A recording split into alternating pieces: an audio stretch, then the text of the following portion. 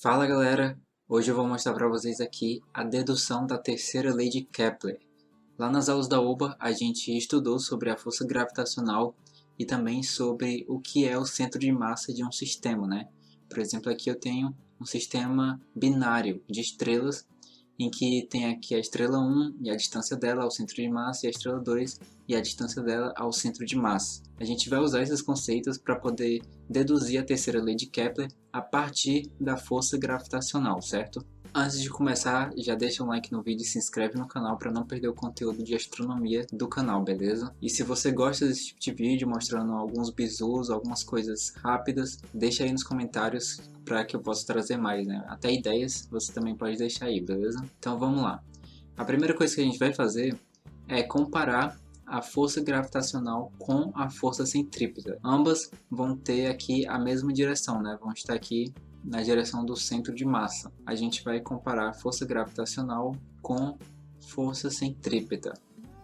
Aqui eu tenho a fórmula da força gravitacional e aqui embaixo da centrípeta. Então isso vai ficar como força gravitacional, que é igual a constante gravitacional, a massa da estrela 1 vezes a massa da estrela 2, sobre a distância entre elas ao quadrado. A distância total entre elas é esse Rzão aqui. E isso aqui vai ser igual à força centrípeta que age aqui em uma estrela. Eu vou pegar a estrela 1, m1v1 ao quadrado sobre r1. Aqui a gente já pode cortar a massa da primeira estrela, né? Tá aparecendo aqui dos dois lados. Se eu passar dividindo, vai poder cortar. Aí como é que vai ficar? Vai ficar g m2 sobre rzão ao quadrado é igual a v1 ao quadrado sobre r1. O que a gente vai fazer agora é substituir esse v1.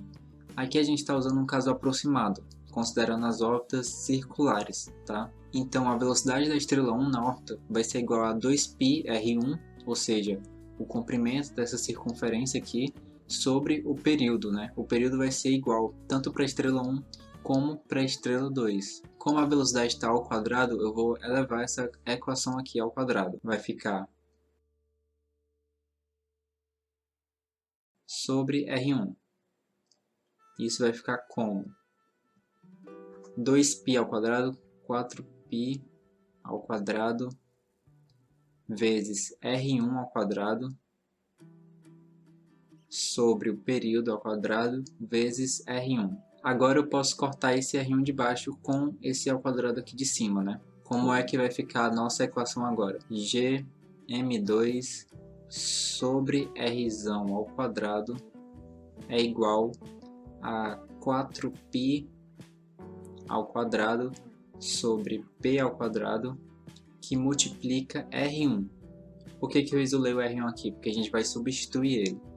E como a gente vai fazer isso através dessa fórmula do centro de massa. M1R1 é a massa da estrela 1 e a distância dela ao centro de massa do sistema. O centro de massa é esse ponto bem aqui. A gente viu isso na aula de gravitação universal, né, lá do preparatório da UBA. M2R2 é a massa da estrela 2 e a distância dela até o centro de massa do sistema. A primeira coisa que eu vou fazer é substituir esse R2 aqui. Vou colocar M1, R1 é igual a M2, que multiplica qual o valor desse R2, né? Basta eu passar esse R1 subtraindo para o outro lado. Então R2 é igual a Rzão menos R1, né? Então basta eu substituir aqui. E agora eu vou fazer aqui uma distribuição, né? Que o pessoal conhece geralmente como chuveirinho, que é multiplicar isso aqui que está em evidência pelo que está dentro do parêntese. Então vai ficar M1R1 é igual a M2 vezes Rzão menos M2 vezes R1. Agora percebo que eu tenho R1 aqui e R1 aqui, né? Eu vou colocar os dois do mesmo lado para eu poder deixar em evidência. Esse termo aqui que estava subtraindo, eu vou passar somando para o outro lado.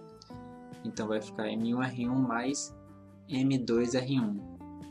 Isso é igual a M2 vezes R.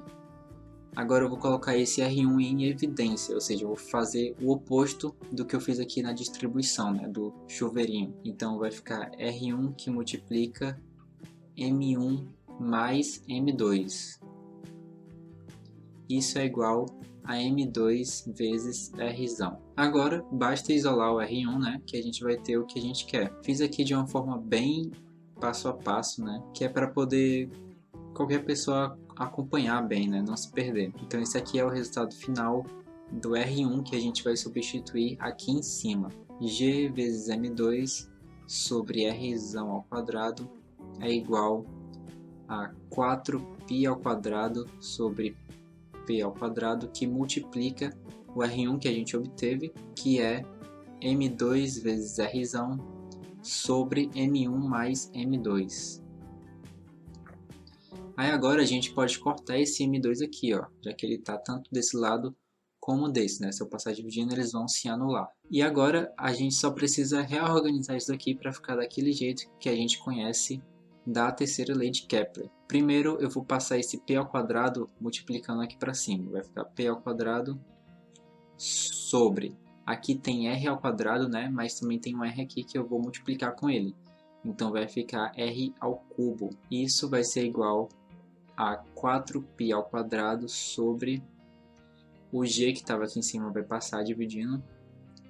G que multiplica M1 mais M2. Essa é a terceira lei de Kepler que a gente conhece, né? Onde esse P é o período da órbita, o R é o semi-eixo maior da órbita, né? 4π² e G é a constante gravitacional. M1 mais M2 é a massa dos dois corpos. Como eu expliquei lá na aula sobre leis de Kepler, isso aqui muitas vezes vai ser considerado uma constante, né? Dependendo do sistema que você estiver analisando. Então, se você não assistiu a aula sobre leis de Kepler, eu vou deixar um card aqui em cima para você assistir, certo? É isso, eu espero que você tenha achado legal essa ideia. Bons estudos! Não esquece de se inscrever no canal também para acompanhar as próximas aulas e dicas. E até a próxima! Ah, e eu vou deixar aqui na tela algumas aulas preparatórias para OBA, certo? Dá uma conferida lá.